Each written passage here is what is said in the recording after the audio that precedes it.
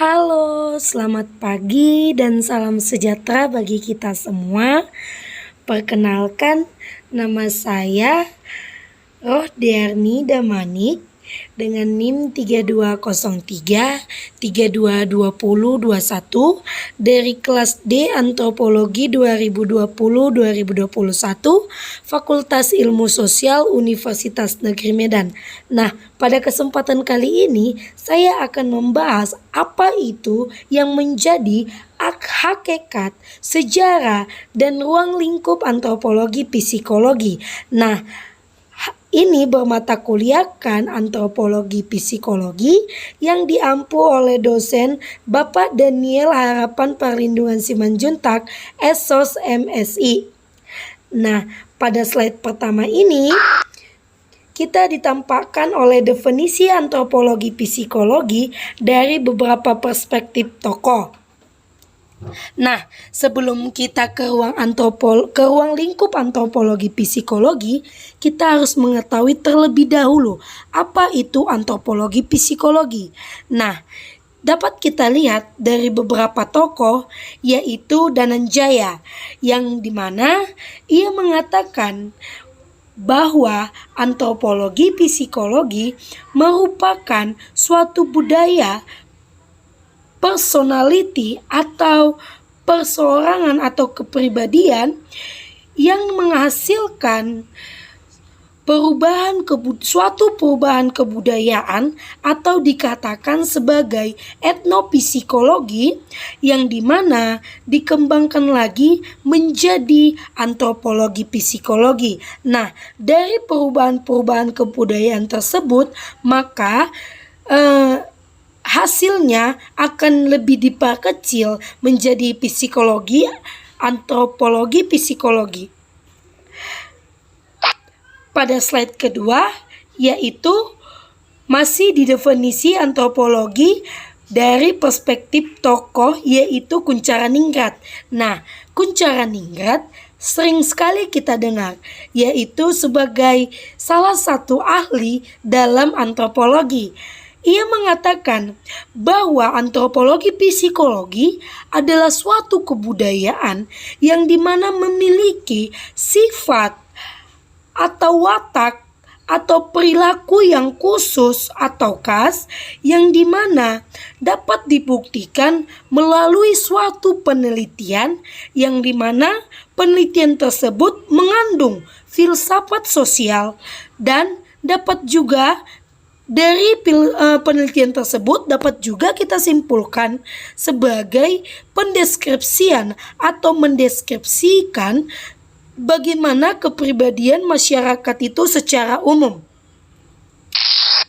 Nah, pada slide selanjutnya kita akan memasuki apa itu konsep dari antropologi, psikologi, teori, dan metodenya.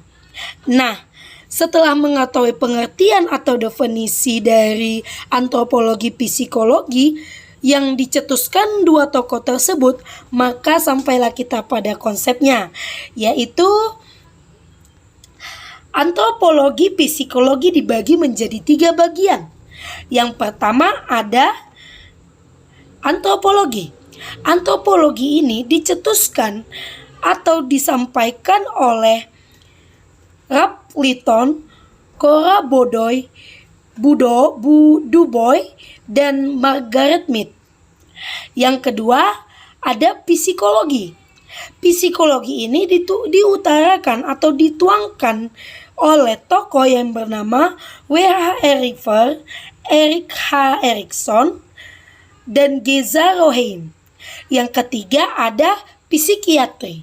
Psikiatri ini juga ada tokohnya, yaitu bernama Abraham Karider. Nah, berikut tokoh-tokoh yang saya ucapkan tadi. Baiklah, setelah mengetahui konsep dari antropologi psikologi, selanjutnya kita akan mengetahui apa itu kriteria dari karya antropologi psikologi. Nah, di sini dapat diketahui bahwa karya antropologi antropologi psikologi yaitu manusia, yang dimana dituliskan atau suatu karya tentang pengetahuan psikologi, yang karya antropologi psikologi tersebut ialah manusia dengan kebudayaannya, yang dimana kebudayaan tersebut berkaitan dengan kepribadian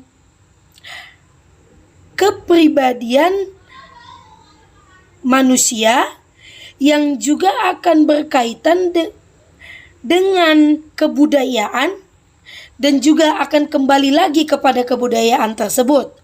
Nah, setelah muncul konsep, maka setelah itu dilakukanlah suatu konsep dan teknik tes psikologi yang dimana menghasilkan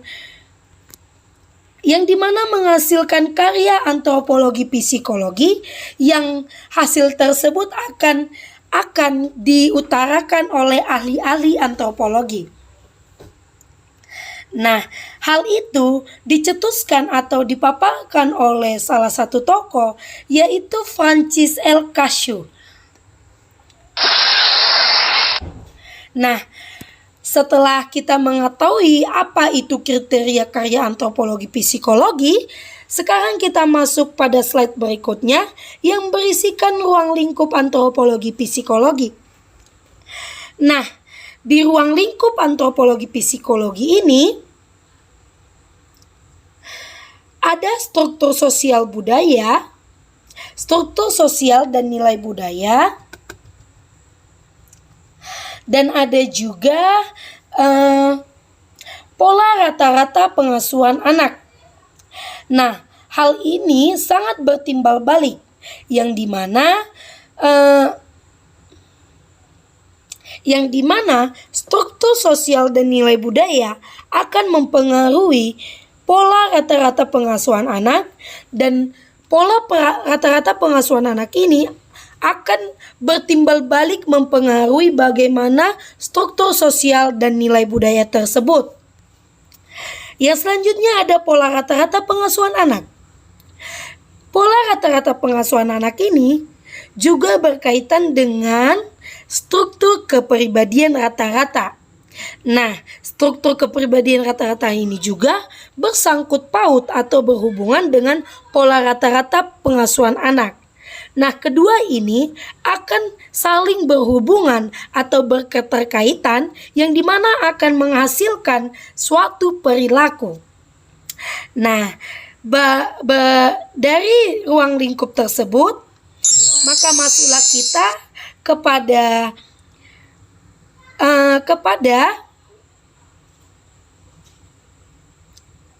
apa yang menjadi permasalahan atau problema dari dari penelitian antropologi psikologi tersebut. Nah, semua karya ilmiah memiliki ruang lingkup yang sama dengan cross-kultural psikologi mengenai kepribadian dan sistem budaya.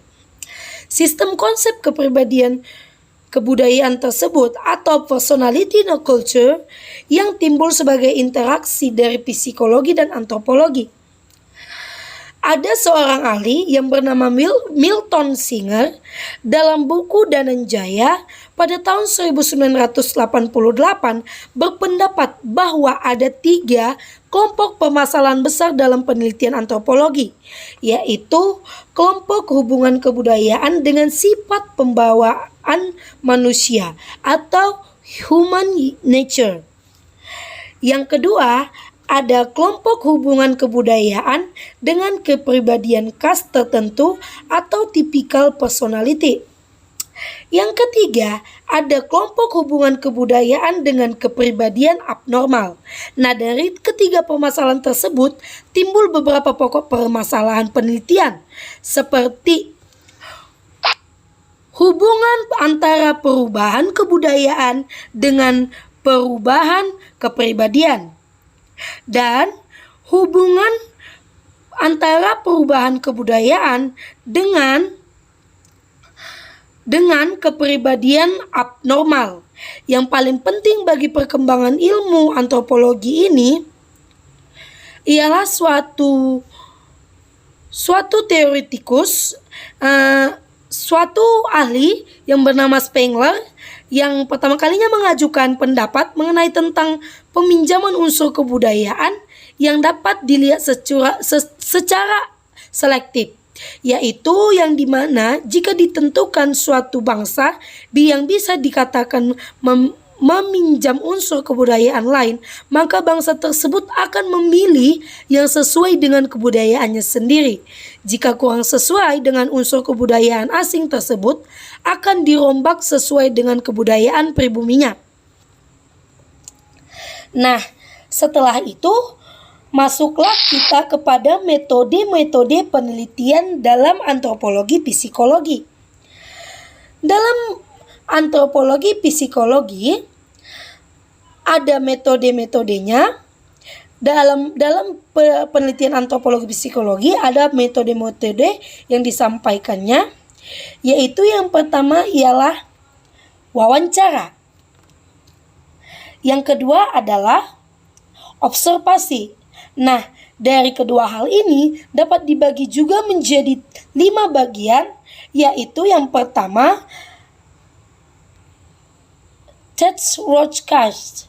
Ini dapat dilakukan untuk penelitian antropologi psikologi, dan text thematic application text atau TAT, life story, mencatat sebuah mimpi, dan menggali lagi lebih dalam bagaimana folklore tersebut. Nah, dari kelima tersebut sangat berkaitan dengan 2 hal, yaitu human relation area views dan short sentence complication tests atau SSCT. Nah, dari kedua tersebut sangat dianjurkan sekali untuk dilakukan dalam melakukan penelitian antropologi psikologi. Karena apa? Karena dari kelima tersebut dapat kita ketahui bagaimana perilaku dalam kebudayaan masyarakat tersebut secara mendalam dan secara spesifik. Baiklah, sekian pemaparan dari PPT saya yang berjudul Hakikat dan Ruang Lingkup Antropologi Psikologi. Lebih kurangnya jika ada salah kata atau salah penjelasan, saya meminta maaf dan saya mengundurkan diri. Terima kasih atas perhatiannya. Selamat pagi dan salam sejahtera.